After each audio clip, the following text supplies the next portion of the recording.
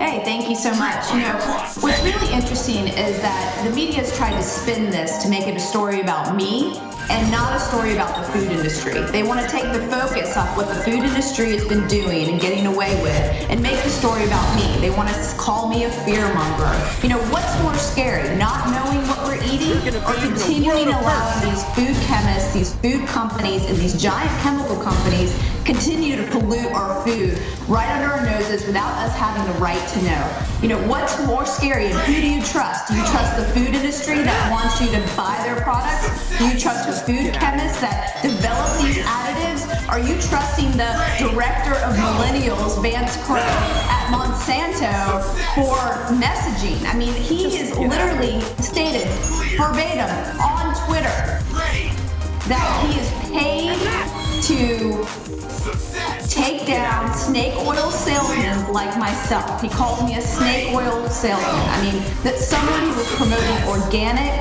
non-GMO food without these additives, food that other countries have safeguarded their citizens for, food that these same companies have taken out these additives for other people in other countries, and going after me and going after this message. And when they come after me, when they say that looking at food ingredients is fear-mongering, or that knowing about what's in your food is taking it too far, it leads to an eating disorder, what they're doing is they're trying to discredit the entire real food movement. And right now, people are fed up. They want these additives out of their food, they want more access to real food, and they want access to healthier food, and they don't want to be conned by what's on the label. I mean, just look at Subway. Subway for years was telling you to eat fresh by eating at their stores. Meanwhile, they're putting plasticizers in their bread. Just get out of here.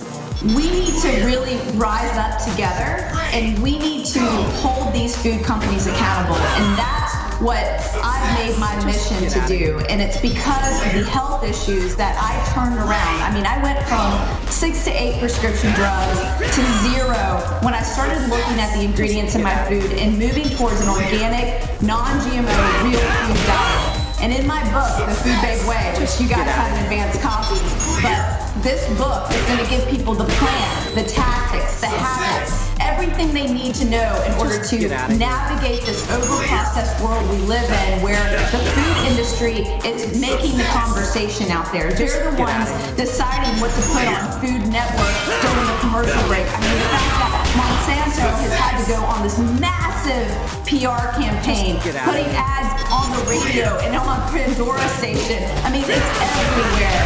And the fact that they've had to hire people to physically and literally go after activists like myself and Vandana Shiva and so many others proves that they are losing this debate.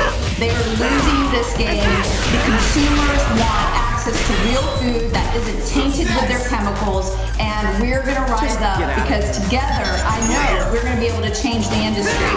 One of the things that's in this book, The Food Babe Way, is Dr. Mark Hyman actually wrote the foreword, and something that he says in the foreword is just, it gives me chills every time I read it. And that's, if everybody were to follow the habits in the Food Babe Way, the food industry as we know it today would crumble. And a new innovation and new creativity would take root.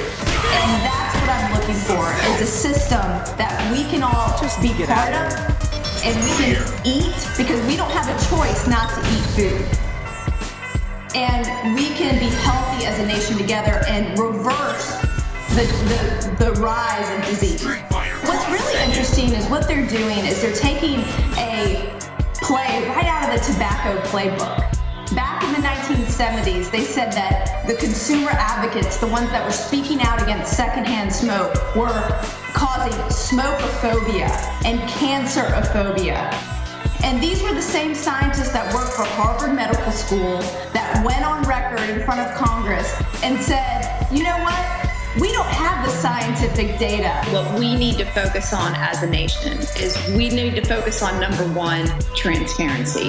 When a company won't give you the list of ingredients in their food, you should automatically know that you shouldn't be eating that food. And that goes for big companies. I'm talking companies like Starbucks, who before a blog post that I wrote in regards to the pumpkin spice latte went viral, before my investigation on them that came out in 2012, they were basically getting away with saying that they were a pretty healthy company, that they were removing high fructose corn syrup, they're removing artificial ingredients for their food, but for their main bread and butter, their drinks, the coffee drinks, the frappuccinos, the lattes, all of those things, they have never once put the ingredient list online for those items like their competitors do, like Dunkin' Donuts does.